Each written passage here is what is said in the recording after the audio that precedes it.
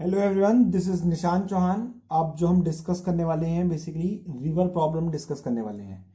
ये छोटा सा लेक्चर है, इसमें हम river problem in one dimension discuss करेंगे। अगले लेक्चर में हम river problem in two dimension और जो स्विमर की कंडीशन होती है कि वो कितने टाइम में रिवर को क्रॉस करेगा, किस डायरेक्शन में जाएगा, वो सब उसमें डिस्कस करने वाले हैं।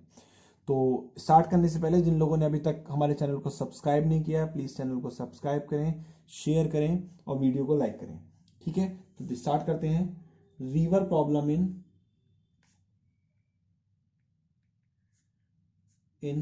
One dimension. देखिए ध्यान से, वन डायमेंशन की बात करें तो वन डायमेंशन के केस में मेनली जो दो केस एग्जिस्ट करते हैं, एक तो आपका डाउन स्ट्रीम और एक आपका अप स्ट्रीम। ठीक है, तो उन केसेस को डिस्कस करने से पहले सबसे पहले हम रिलेटिव वेलोसिटी, मतलब जो आपकी वेलोसिटी ऑफ रिवर है और वेलोसिटी ऑफ मैन है इन स्टिल वाटर, वो कंसिडर कर लेते हैं। तो देखिए ध्यान से, let velocity of river is u and velocity of man in still water is v। ठीक है, तो स्टिल वाटर में मैन की वेलोसिटी v है और वेलोसिटी ऑफ रिवर क्या है, u है। नाउ केस फर्स्ट डिस्कस करते हैं। केस फर्स्ट क्या है, जो मैन है swimming down stream. Down stream तो देखिए ध्यान से, मोस्टली प्रॉब्लम्स में शब्द ही लिख के आता है केवल डाउन स्ट्रीम और अप स्ट्रीम, इनकी एक्सप्लेनेशन नहीं होती है। तो मैं आपको डाउन स्ट्रीम के बारे में बताता हूं। पहले क्या कि अगर कहीं पर डाउन स्ट्रीम लिख के आ रहा है तो उसका मीनिंग होगा along the direction of river flow. Along the direction of river flow. ठीक है, अब देखिए डिस्कस करते हैं। सपोज ये आपकी रिवर है, ठीक है, ये कुछ इस तरीके से रिवर है आपकी। वन डायमेंशन की बात कर रहे हैं तो हमने कहा कि जो रिवर की डायरेक्शन है वो कुछ इस तरफ है। कितनी वेलोसिटी से, यू, हमने क्योंकि हमने यू स्टार्टिंग में कंसिडर करी है। ठीक है, अब जो मैन है कुछ इस तरीके से आपका मैन है, ये आपका इसमें तैर रहा है कुछ इसी डायरेक्शन में।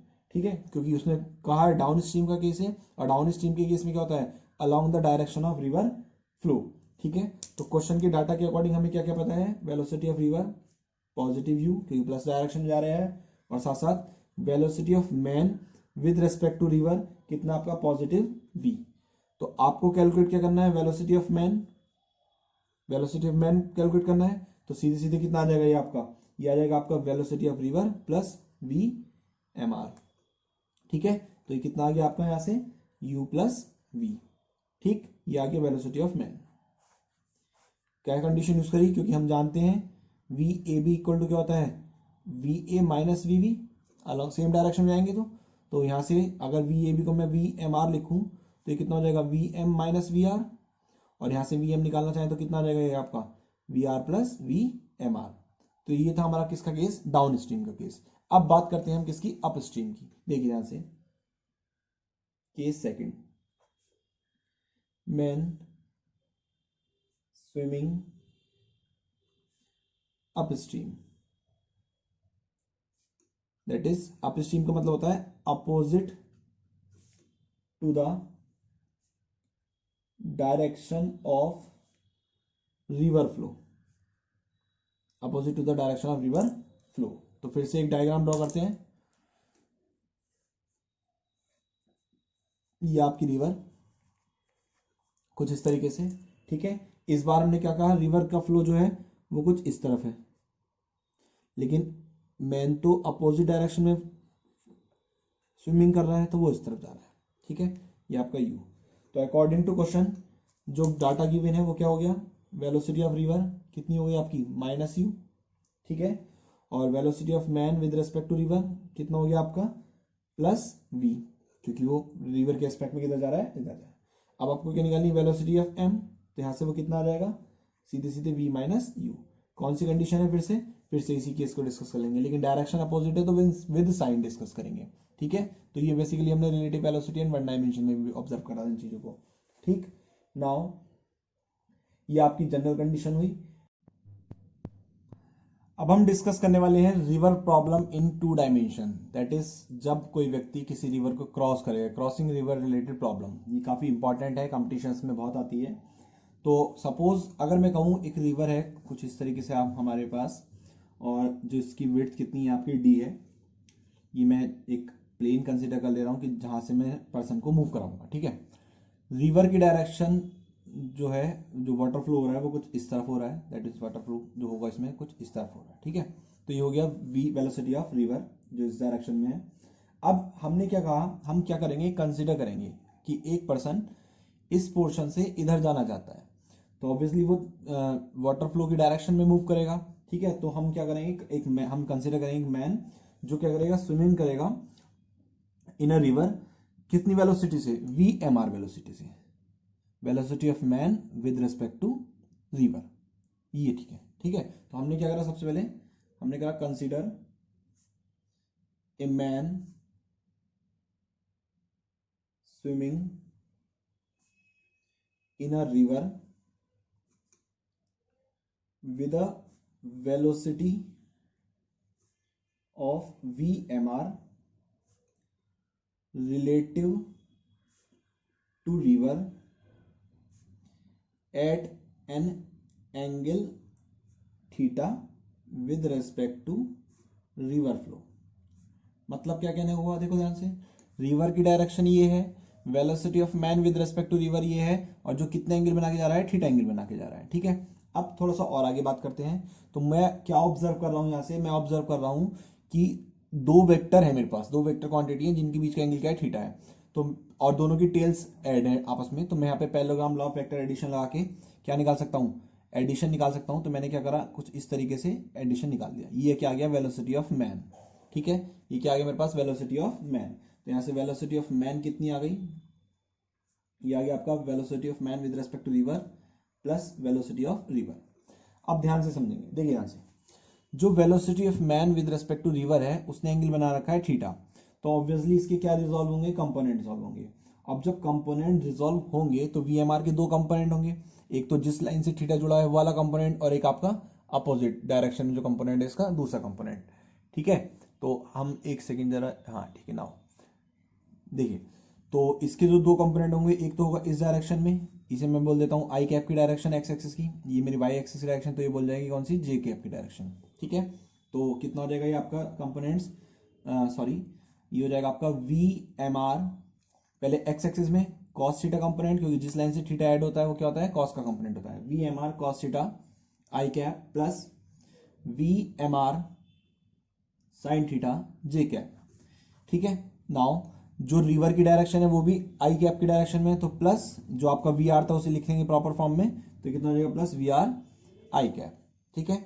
इसके बाद थोड़ा सा आई कंपोनेंट्स सेपरेट कर लेते हैं, तो वी एम कितना हो गया आपका, यहाँ से आई कैप वाले एक साथ ले लेते हैं, तो V M R cos theta plus V R आई कैप एक तरफ, और साथ साथ V M R sine theta G cap. एक बार फिर से सुन लेंगे, हमने क्या करा, हमने कुछ नहीं, सीधे सीधे एक पर्सन लिया, एक मैन जो रिवर के रेस्पेक्ट में रिवर की डायरेक्शन से थीटा एंगल बनाते हुए मूव कर रहा है, ठीक है। तो हमने उसके जब रिजल्टेंट निकाला दोनों वेक्टर का, तो वो तो आ गया मेरे पास वेलोसिटी ऑफ मैन, और वेलोसिटी ऑफ मैन कितना आ गया, V M R plus V are.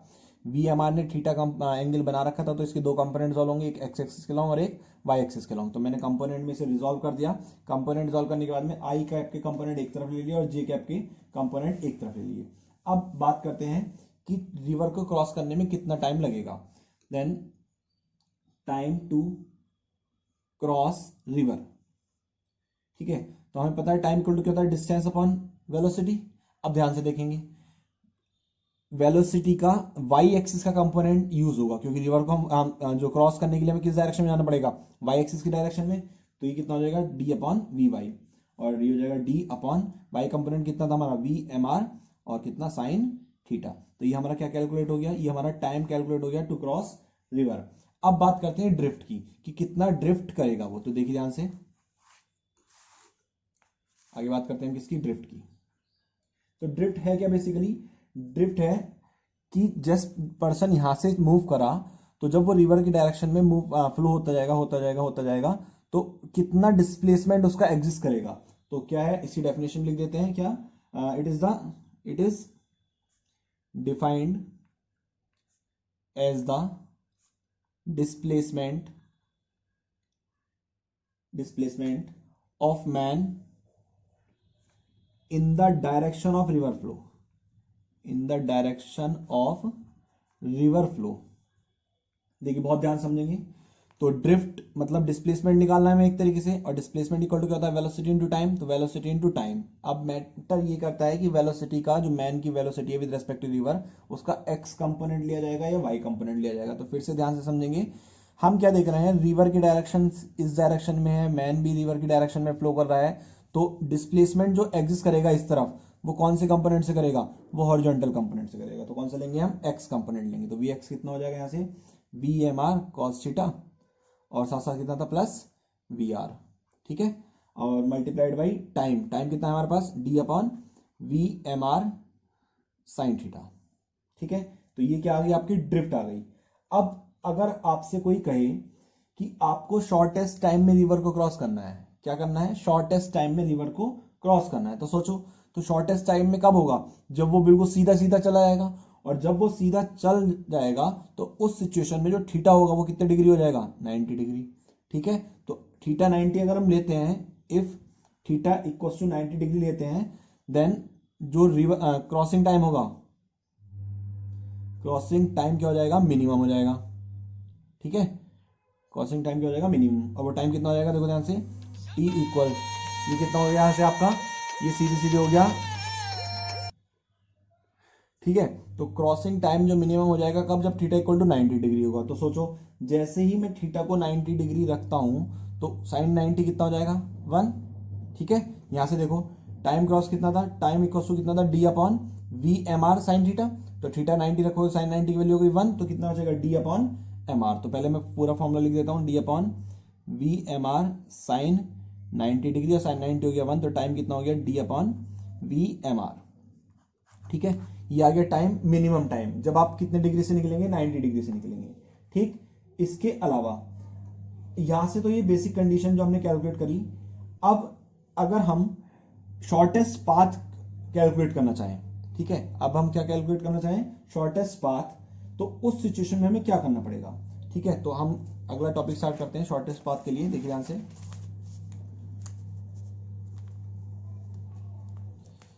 देखिए, क्रॉसिंग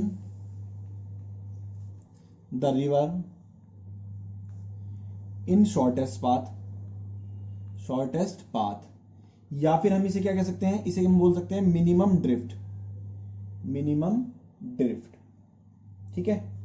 तो देखो मिनिमम पॉसिबल ड्रिफ्ट कितनी हो सकती है, देखो अगर वो पर्सन बिल्कुल सीधा यहां से यहां चला गया तो बिल्कुल भी, या फिर मैंने कहा यहां गया, तो जब वो यहां गया तो डिस्प्लेसमेंट एग्जिस्ट कर गया, लेकिन जब वो यहां से बिल्कुल सीधे यहां चला गया तो मिनिमम कितना हो गया, 0। तो हम सीधे सीधे क्या कह सकते हैं कि मिनिमम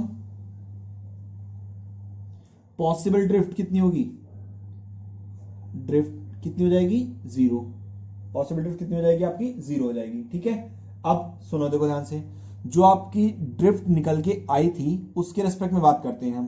तो जैसे ही हम उसके रेस्पेक्ट में बात करेंगे तो हम जो एक्सएम है हमारा, जो मिनिमम के लिए निकालेंगे, जो एक्स निकाला था हमने पीछे ड्रिफ्ट, उसे किसके इक्वल ले लेंगे, 0 के इक्वल ले लेंगे। और जैसे ही 0 के इक्वल लेंगे, देन उस सिचुएशन में क्या बचेगा हमारे पास, V M cos theta plus V R equal to 0। जो साइन वाला पोर्शन था उसे हमने 0 में पहुंचा दिया। यहां से कॉस थीटा की वैल्यू निकालेंगे, तो कॉस थीटा की वैल्यू कितनी आ गई आपकी, ये आ गई, सॉरी यहाँ पे वी एम आर था ये, तो ये आ जाएगी माइनस के V R upon V M R, ये आ गया कॉस थीटा। यहाँ से क्या पता चल रहा है कि कॉस थीटा क्या है, कॉस थीटा क्या है, निगेटिव है। कॉस थीटा कैसे वैल्यू दे रहा है, नेगेटिव वैल्यू दे रहा है। तो इसका मतलब क्या हो गया, देयरफॉर थीटा ग्रेटर देन किसके हो गया, 90 डिग्री के। थीटा क्या हो गया, greater than 90 degree. That is for minimum drift, for minimum drift the man must swim at some angle phi with the perpendicular in backward direction। देखिए बहुत ध्यान से समझेंगे इस चीज को, क्या कहना चाह रहा है ये कहना चाह रहा है कि अगर आपको सपोज करो आप यहां से चले और आपको इसके जस्ट अपोजिट कॉर्नर पर आना है, तब आपको रिवर की डायरेक्शन में फ्लो ना करके रिवर की अपोजिट डायरेक्शन में, बैकवर्ड डायरेक्शन में फ्लो करना पड़ेगा।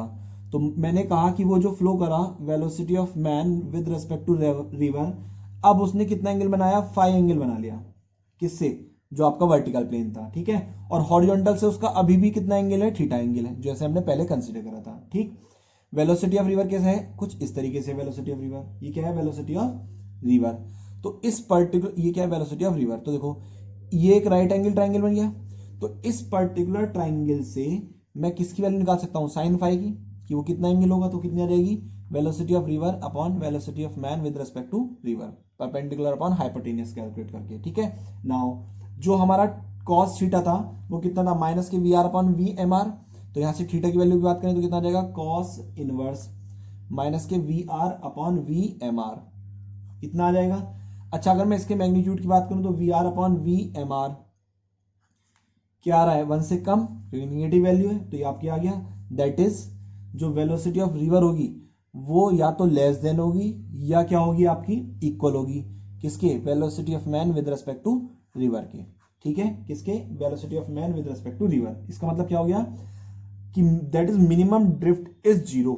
मिनिमम ड्रिफ्ट क्या होगी, जीरो, कब, if and only if velocity of man with respect to river in still water is greater than or equal to the velocity of river, is greater than or equal to the velocity of river, ठीक है। तो हम यहीं से क्या निकाल सकते हैं, टाइम भी निकाल सकते हैं, किसका, to cross the river along shortest path. तो देखो शॉर्टेस्ट पाथ की कंडीशंस हम सॉल्व कर रहे हैं, तो सीधे से टाइम इक्वल टू क्या हो जाएगा, डिस्टेंस अपॉन, देखो वी एम आर के फिर से कंपोनेंट सॉल्व होंगे तो कितना वी एम आर और साथ साथ कितना साइन थीटा। अब इसे और भी फर्दर सॉल्व कर सकते हैं डिफरेंट मेथड से। तो एक फॉर्मूला और होता है, मैं जनरल फॉर्मूला लिख देता हूं आपको, टी इक्वल टू कितना होता है, डी अपॉन, क्योंकि साइन 91 हो जाएगा, और ये से हम V M R square minus V R square के फॉर्मूले से भी कैलकुलेट कर सकते हैं, ठीक है। ये जनरल फॉर्मूला है, ठीक। डायग्राम कंडीशंस ये है। तो हमने क्या पर्टिकुलरली इन लेक्चर्स में ऑब्जर्व करा, हमने सीधे सीधे दो चीजें देखी। शुरुआत तो हमने करी थी किससे, जो रिवर प्रॉब्लम की शुरुआत करी थी हमने अप स्ट्रीम और डाउन स्ट्रीम से। देन हम 2 डायमेंशन में एंटर करी, और 2 डायमेंशन में हम पहले तो रिवर की डायरेक्शन के अलॉन्ग मूव करा, उसमें हमने शॉर्टेस्ट पाथ और मिनिमम टाइम कैलकुलेट करा। फिर हम रिवर की डायरेक्शन के अपोजिट गए, उसमें हमने कंडीशंस में क्या कैलकुलेट करा, शॉर्टेस्ट पाथ, मिनिमम पाथ, वो जीरो ही एग्जिस्ट कराना, डिस्प्लेसमेंट, और साथ साथ हमने क्या कैलकुलेट करा, टाइम कैलकुलेट करा, ठीक है। तो ये बेसिक कंडीशन है किसकी, रिवर प्रॉब्लम की। ये किसकी कंडीशन है, रिवर प्रॉब्लम की, ठीक है। अब इसमें हम एक चीज और डिस्कस कर सकते हैं, विंड एयरप्लेन प्रॉब्लम। तो देखो बेसिकली क्या है, 2-3 टाइप की प्रॉब्लम्स बन जाती हैं। जैसे एक रिवर प्रॉब्लम बन गई, इसी टाइप से कुछ और प्रॉब्लम्स बन जाती हैं। जैसे कि कौन कौन सी, जैसे आपकी बोट, रिवर और विंड। तो देखो ध्यान से, बोट रिवर प्रॉब्लम बन जाएगी, सॉरी प्लेन है ये, प्लेन विंड प्रॉब्लम बन जाएगी। तो ये आपकी डिफरेंट डिफरेंट टाइप्स की प्रॉब्लम बन जाती है। लेकिन इन्हें सॉल्व करने का सीधे सीधे एक ही तरीका है, जो हमने रिलेटिव वेलोसिटी का कॉन्सेप्ट सबसे पहले बताया था। क्या, कि अगर मैं आपसे कहूं velocity of aeroplane with respect to wind, तो देखो मैंने बोला हवा ऐसे चल रही है, एरोप्लेन भी ऐसे जा रहा है आपका, ठीक है। ये मान लो एरोप्लेन है, ये कुछ इस डायरेक्शन में जा रहा है। तो ऐसी सिचुएशन में सीधे सीधे वेलोसिटी ऑफ एयर के निकालने के लिए क्या करेंगे, एरोप्लेन की, तो velocity of aeroplane with respect to wind equal to क्या हो जाएगा, velocity of air minus velocity of aeroplane minus velocity of wind, ठीक है। यहां से आप क्या कैलकुलेट कर सकते हैं, वी ए कैलकुलेट कर सकते हैं। तो ये कितना आ जाएगा आपका, ये आ जाएगा V A W plus V W. अब जहां पर ये सारी टर्म्स क्या क्या डिनोट कर रही हैं, जो वी ए है हमने कंसिडर करा है वो क्या है, velocity of plane with respect to ground, और जो वी डब्ल्यू है वो क्या है हमारा, वेलोसिटी ऑफ विंड, ठीक है, सही है। और ये क्या है, velocity of aeroplane with respect to wind, ठीक है। तो इस तरीके से हम ये इस टाइप के प्रॉब्लम्स को सॉल्व कर सकते हैं, ठीक। अब जो मेनली हम अगले लेक्चर में डिस्कस करेंगे, उसमें हम स्टार्टिंग करेंगे फ्रेम ऑफ रेफरेंस से, थोड़ा सा डिस्कशन करना है उसका। फिर हम फ्री बॉडी डायग्राम से रिलेटेड प्रॉब्लम डिस्कस करेंगे न्यूटन्स लॉ की। अगले लेक्चर में हम न्यूटन्स लॉ टॉपिक पूरा कंप्लीट करके प्रीवियस ईयर के क्वेश्चंस डिस्कस करेंगे, ठीक है। इसी तरीके से हमसे जुड़ने के लिए वीडियो को लाइक करें, चैनल को सब्सक्राइब करें, शेयर करना बिल्कुल ना भूलें और साथ साथ बेल आइकन को जरूर प्रेस करें। धन्यवाद।